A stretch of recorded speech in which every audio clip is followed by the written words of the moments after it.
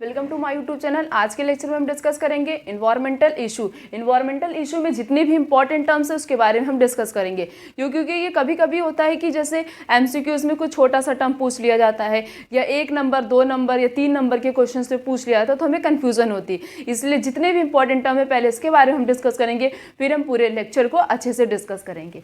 सबसे पहला important term है पॉल्यूशन। क्या होता है पॉल्यूशन?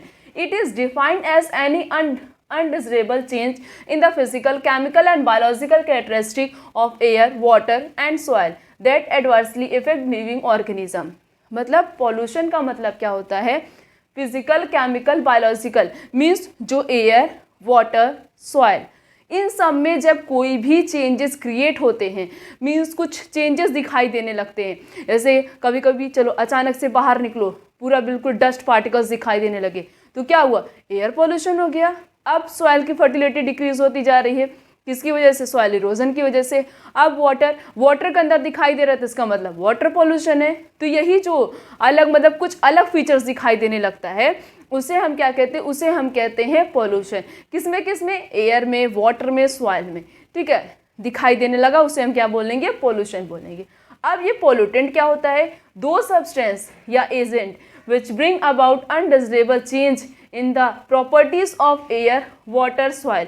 अब जिनकी वजह से मतलब जिसकी वजह से एयर में, वाटर में या सॉइल में कुछ चेंजेस क्रिएट होते हैं उन्हें हम कहते हैं pollutant.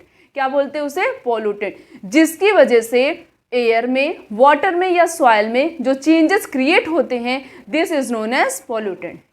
The next is noise. It is undesirable high level of sound. बहुत ऊंची आवाज़ में किसी चीज़ को सुनना, बहुत ज़्यादा उसकी, ऐसे घर में लाउड स्पीकर लगा लो, खूब तेज़ उसे कर लो, स्पीकर लगा लो, बहुत तेज़ कर लो, तो क्या हो गया? इसे कहेंगे नॉइस। नॉइस पोल्यूशन भी होता है, ठीक है, उसे क्या बोलते हैं हम? Noise. The next is non biodegradable pollutant. Those pollutant या substance which can not be broken into simpler and harmless substance by the action of decomposer microbes are called non biodegradable pollutant. ऐसा means ऐसा pollutant या ऐसी गंदगी जिसको micro organism या हम बोले डिकम्पोजर डिकम्पोज नहीं कर पाते, जिनको बैक्टीरिया और फंगी उसे डिकम्पोज नहीं कर पाते, उन्हें कहते हैं non biodegradable pollutant.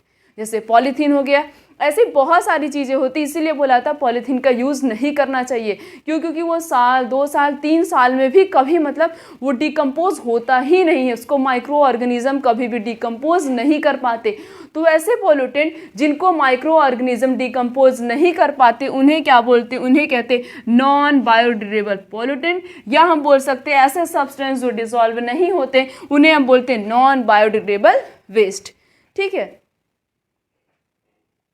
The next is biodegradable pollutant. Those substances which can be broken into simpler and harmless substance by the action of microbes.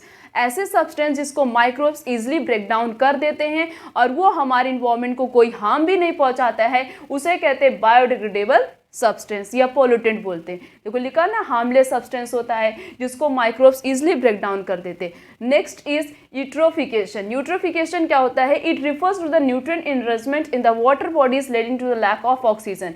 Nutrient enrichment means nutrient की quality जो होती है वाटर बॉडीज में increase कर जाती है, जिसकी वजह से जो है ऑक्सीजन की कमी हो जाती है, उसे कहते हैं eutrophication. The next is cultural eutrophication. क्या होता है? It is a man-induced nutrient enrichment and lack of oxygen in the water bodies. ये कल्चरल यूट्रोफिकेशन मैन के द्वारा। अब मैन के द्वारा कैसे होता है? जैसे कि वो खेती करते हैं, ठीक है, उसमें बहुत ज़्यादा न्यूट्रिशन डाल दिया तो वो पानी के द्वारा फ्लो करते हुए वाटर बॉडीज़ में आ गया, तो वाटर बॉडीज़ में क्या हो जाता है? न्यूट्रिएंट की क्वालिटी ज़्यादा हो जाती, बहुत ज़्यादा हो जाती है, जिसकी वजह से ऑक्सीजन की कमी हो जाती और ऑर्गेनिज्म प्रॉपरली सर्वाइव नहीं कर पाते, उन्हें कहते हैं cultural eutrophication. Then next is algal Bloom.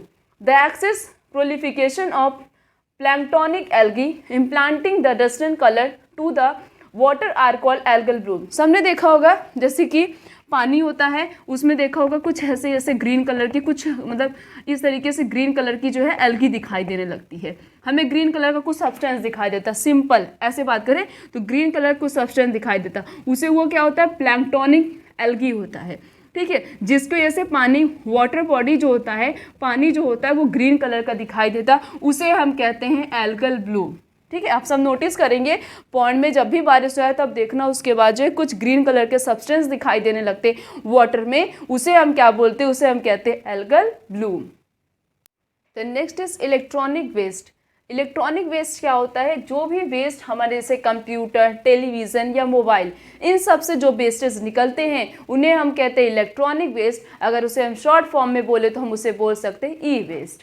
Then next is green house effect. बहुत बहुत इंपॉर्टेंट है green house effect. It is a naturally occurring phenomena in which short wave radiation are absorbed and the long wave radiation are reflected by the earth। ये simple एक naturally occurring process है जिसमें short wave radiation means जो sunlight से means सन से जो radiation आ रही है उसको, जो शॉर्ट वेव रेडिएशन होती है उसको हमारा अर्थ एब्जॉर्ब कर लेता है, बट जो लॉन्ग वेव रेडिएशन होती है वो अर्थ से रिफ्लेक्ट होके चली जाती। जैसे कि ये रेडिएशन आ रही है तो कुछ रेडिएशन हमारा अर्थ क्या कर लेता है, एब्जॉर्ब कर लेता, और कुछ जो होती हैं वो रिफ्लेक्ट होके वापस चली जाती। तो शॉर्ट वेव रेडिएशन को एब्जॉर्ब कर लिया जाता है, लॉन्ग वेव रेडिएशन जो होती है वो रिफ्लेक्ट होके दोबारा चली जाती हैं। Response and the responsible for heating of earth surface and atmosphere, जो कि रिस्पॉन्सिबल होती हैं किसके लिए, हमारे अर्थ सरफेस को हीट कर देती हैं और एटमॉस्फेयर को हीट कर देती हैं। कौन हीट कर देता है, लॉन्ग वेव रेडिएशन जो होती हैं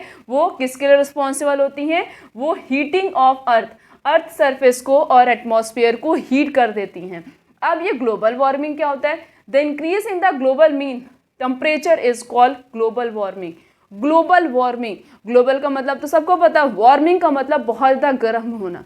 जब हमारी अर्थ एक्सेस हीट हो जाती है मीन्स बहुत ज़्यादा हीट हो जाती है, उसे कहते हैं ग्लोबल वार्मिंग। अब ये जो लॉन्ग वेव रेडिएशन थी इसको हमारा अर्थ क्या कर रहा था, long wave radiation are reflected, earth से रिफ्लेक्ट हो जा रहा था, और रिस्पॉन्सिबल किसके लिए होता है, heating of the earth surface और एटमॉस्फेयर के लिए रिस्पॉन्सिबल होता है। तो यही जो अर्थ सरफेस और एटमॉस्फेयर हीट हो रहा, जब यही एक्सेस हीट हो जाता मीन्स बहुत ज़्यादा हीट हो जाता है, तो वो किसका रूप ले लेता है, ग्लोबल वार्मिंग का। देखो यहाँ पे लिखा है increase in the global mean. Global मतलब ग्लोबल का इंक्रीज होना मतलब टेम्परेचर का बढ़ना, उसे हम क्या बोलते हैं, उसे हम कहते हैं global warming. The next is snow blindness. The inflammation of cornea caused by a high dose of UVB is called the snow blindness. Snow blindness क्या होता है, इन्फ्लामेशन हो जाना। किसमें इन्फ्लामेशन हो जाना, कॉर्निया, मीन्स कॉर्निया में सूजन हो जाना। किसकी वजह से, जब अल्ट्रावायलेट वी रेडिएशन बहुत ज़्यादा हमारी आंखों पे पड़ती है उससे जो है कॉर्निया में सूजन आ जाती है, उसे कहते हैं snow blindness. The next is ozone hole. पहले तो बात करते हैं ओजोन। ओजोन क्या होता है, ओजोन एक लेयर होती है जो हमारी अर्थ को प्रिवेंट करती। किससे प्रिवेंट करती, जो सन से अल्ट्रावायलेट रेडिएशन जो निकलती है, उस ओजोन लेयर क्या करती, हमारी अर्थ को उस अल्ट्रावायलेट रेडिएशन से प्रिवेंट करती है। CFC क्लोरोफ्लोरोकार्बन, इसके एक्सेस यूज़ की वजह से, और ये क्लोरोफ्लोरोकार्बन सबसे ज़्यादा रेफ्रिजरेटर से निकलता मीन्स फ्रीज से निकलता है। बहुत ज़्यादा इसका यूज़ करने से क्या हो रहा है, इसकी जो गैसेस हैं वो ओजोन को होल कर दे रहे, मीन्स ओजोन को एक्सेस मीन्स इसके यूज़ होने से और AC के यूज़ होने से इसकी जो एयर्स निकलती हैं, इसकी जो गैसेस होती हैं वो क्या कर रही, ओजोन में होल कर दे रही, छेद कर दे रही है, उसे कहते हैं ओजोन होल। और धीरे धीरे ओजोन का होल इतना ज़्यादा बढ़ गया है, अगर ऐसे ही चलता रहा एक दिन हमारी अर्थ पूरी तरीके से ख़त्म हो जाएगी। ओजोन करता क्या, ओजोन प्रिवेंट कर रहा। अब जब इसी में होल हो जाएगा तो ये जो अल्ट्रावायलेट रेडिएशन है ये डायरेक्ट हमारे अर्थ से पास होने लगेगी। ठीक है, उसके बाद इसलिए CFC का यूज़ बहुत कम करना चाहिए, क्योंकि यही मेन कारण है जिसकी वजह से ओजोन में होल हो रहा है। Then next is deforestation. Deforestation क्या होता है, it is the conversion of forested area into non forested ones. इसमें क्या किया था, डिफॉरेस्टेशन का मतलब होता है पेड़ों की कटिंग करना। क्या बोला गया, देखो यहाँ बोला गया फॉरेस्टेड एरिया मीन्स एरिया है जहाँ पे बहुत ज़्यादा पेड़ है, उसको हम पेड़ों को कट कर करके क्या कर दे रहे हैं, उसे जो है नॉन फॉरेस्टेड एरिया बना दे रहे हैं। क्या बना दे रहे हैं, नॉन फॉरेस्टेड एरिया बना दे रहे हैं। तो डिफॉरेस्टेशन का मतलब होता है पेड़ों की कटिंग करना। अब नेक्स्ट इज रिफॉरेस्टेशन। रिफॉरेस्टेशन का मतलब हो गया, it is the process of restoring forest को रिस्टोर करना मीन्स दोबारा से पेड़ लगाना, उसे हम कहते हैं रिफॉरेस्टेशन। डिफॉरेस्टेशन का मतलब पेड़ों की कटिंग करना, रिफॉरेस्टेशन मतलब पेड़ों को दोबारा से लगा देना। इस चैप्टर में जितने भी इंपॉर्टेंट टर्म्स थे हमने उसके बारे में डिस्कस कर लिया है। अगर कोई इंपॉर्टेंट टर्म रह गया है आप सब बच्चे कमेंट सेक्शन में पूछ सकते हैं, हम उसका रिप्लाई जरूर देंगे। आज का लेक्चर यहीं तक। Thank you so much.